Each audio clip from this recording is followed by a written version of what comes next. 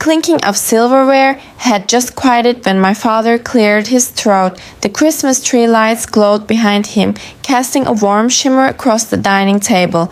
My mother smiled politely, my siblings leaned in, and I waited, expecting some sentimental toast about family.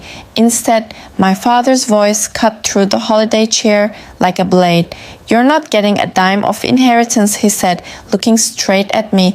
At first, I thought I misheard him, but the smirks around the table told me I hadn't.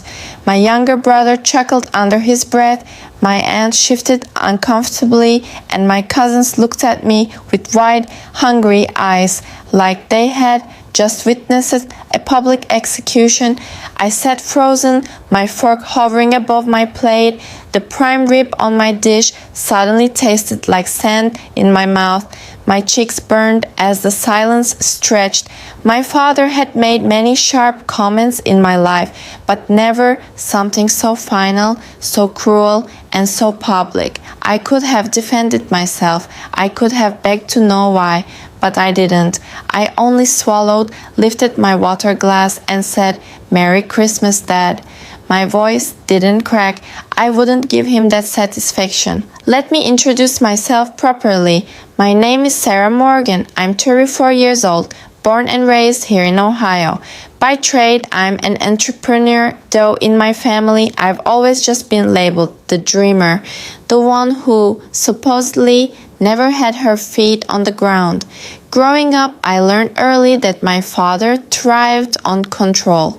He ran his household the way he ran his small manufacturing company, with an iron fist and a booming voice. He decided who succeeded, who failed, who was worthy of his praise, and more often than not, I wasn't. To him, I was the child who thought too big, the one who should have chosen a safer path. He loved to remind me that I wasn't as practical as my brother or as obedient as my sister. At every holiday, every barbecue, every family gathering, I was the easy target. And yet, even knowing all that, nothing prepared me for this, for him to declare in front of every relative that I was officially cut off, that the future he controlled would not include me. The strangest part? In that moment, I didn't feel grief. I felt relief, because deep down, I already knew something my father didn't. He thought he was cutting me off, stripping me of a future, but the truth was, I had stopped needing his inheritance a long time ago. The room buzzed with whispers, forks scraping awkwardly against plates, but my mind was already elsewhere.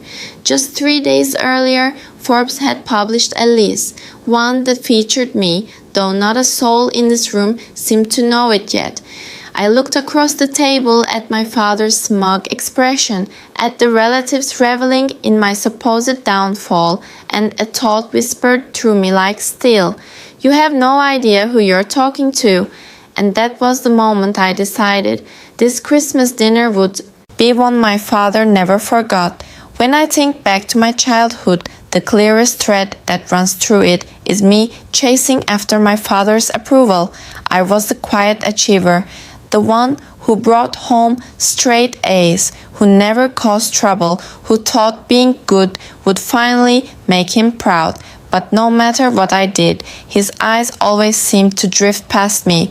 Dad had his favorites. My brother was the golden child, strong and practical, always praised for having a head for business. My sister was adored for her charm and obedience, and me? I was the one on the sidelines, smart, yes, but always too dreamy, too unconventional to be taken seriously. Over the years, I learned how to live with that role. On the outside, I nodded, laughed at the jokes, and accepted my place in the family narrative. But on the inside, something else was growing. Every slight, every dismissal became fuel. While they underestimated me, I quietly worked harder than anyone realized. I studied late, took risks, built projects in silence, and started weaving together the foundation of something far greater than they could imagine. Still, the family clung to their version of me. They assumed I was barely making it, the one who would eventually need saving. At gatherings, I'd overhear whispers about how I still hadn't figured life out. They treated me like I was financially naive, as though I'd never understand the world the way they did. The irony was almost poetic. Outwardly, I let them believe it. Inwardly, I was building something massive, a future that didn't depend on anyone's approval or inheritance. All I ever wanted was respect, not money, not gifts, not promises of a share in some future estate, just acknowledgement that I was capable on my own terms, but Dad never gave me that. Instead, there were small but cutting red flags at nearly every gathering, a mocking laugh when I mentioned my work, a dismissive wave when I spoke about an idea, jokes about how I'd better marry rich. Back then, I swallowed it all, telling myself love mattered more, but deep down, I was already preparing for the day their illusion shattered. In the weeks leading up to Christmas, I started catching pieces of conversations I wasn't meant to hear. One afternoon, as I helped clear plates at my aunt's house, I overheard her whispering to another relative, "You know, your dad says he's cutting her out completely. No point in leaving money to someone who will waste it." Their voices dubbed when I walked back in, but I didn't need to hear the rest. The message was already clear. It was almost funny. They spoke as though I were reckless, incapable, someone who couldn't be trusted with a single dollar. Meanwhile, I had accounts, portfolios, and ventures far more secure than the inheritance they thought I was clinging to. But I didn't correct them. I stayed silent, letting their ignorance become its own mask. The subtle digs grew. Sharper that December, my brother joked about my cheap gifts that during Secret Santa, laughing that at least I was consistent.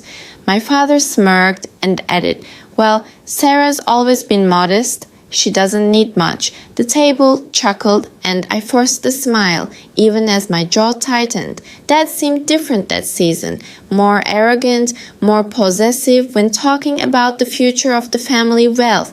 He held court at gatherings, telling everyone how he'd ensure the money went where it truly belonged.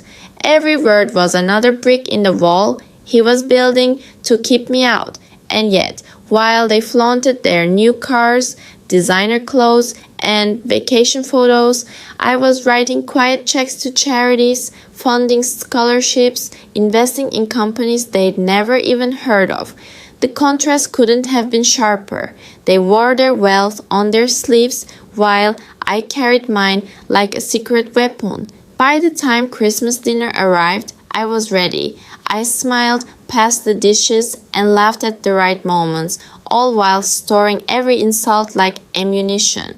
The tension hummed beneath the surface, my family certain they were mocking the weakest link. What they didn't know was that the person they dismissed as powerless was already the strongest one at the table. The breaking point came in an instant. We were midway through Christmas dinner when my father put down his glass, leaned back in his chair, and said it with a smirk. "You're not getting a dime of inheritance.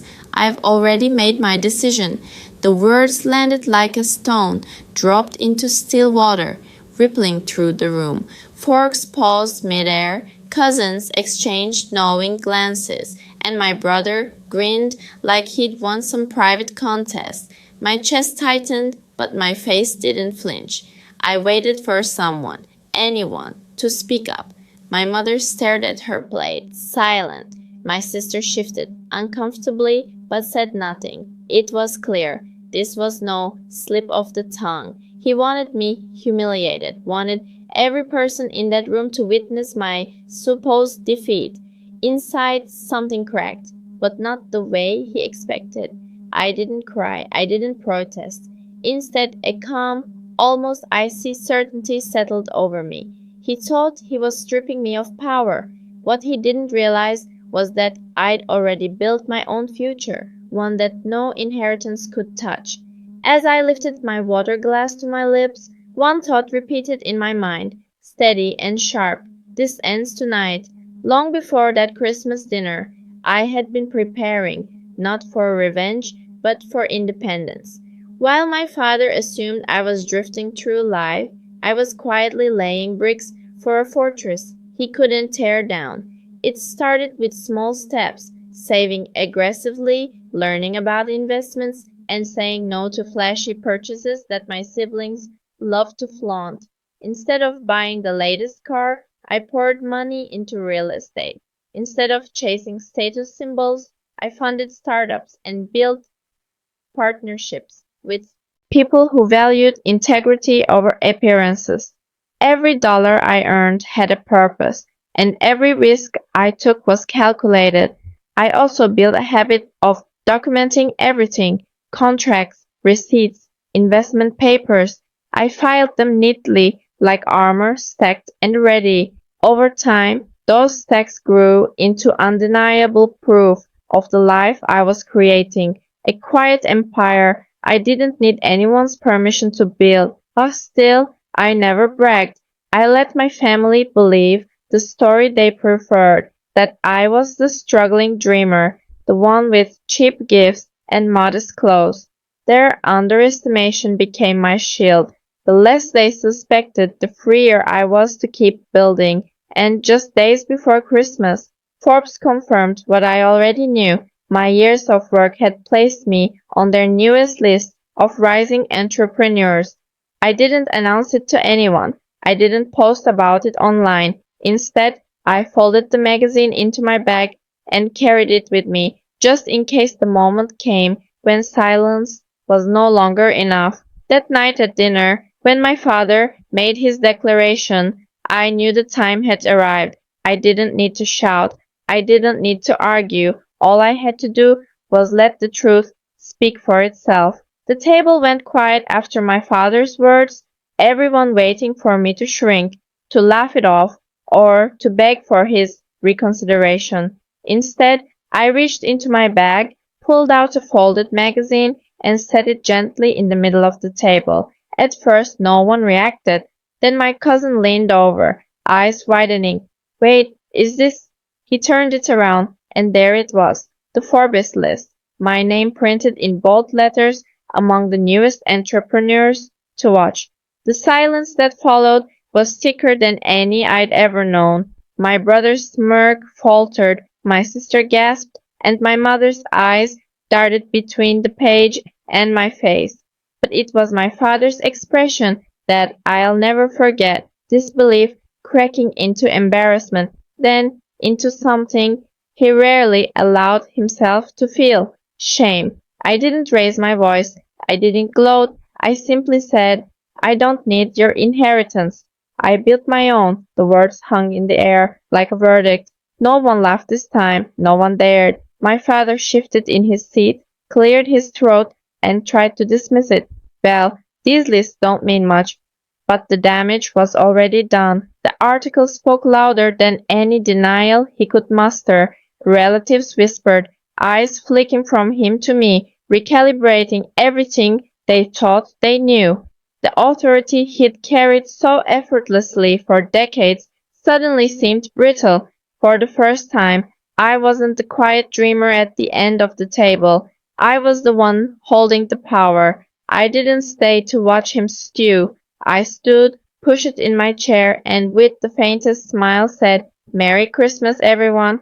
My heels clicked softly across the hardwood floor as I left, leaving behind the wreckage of his pride. That was my justice. No yelling, no scenes, just the undeniable truth laid bare for all to see.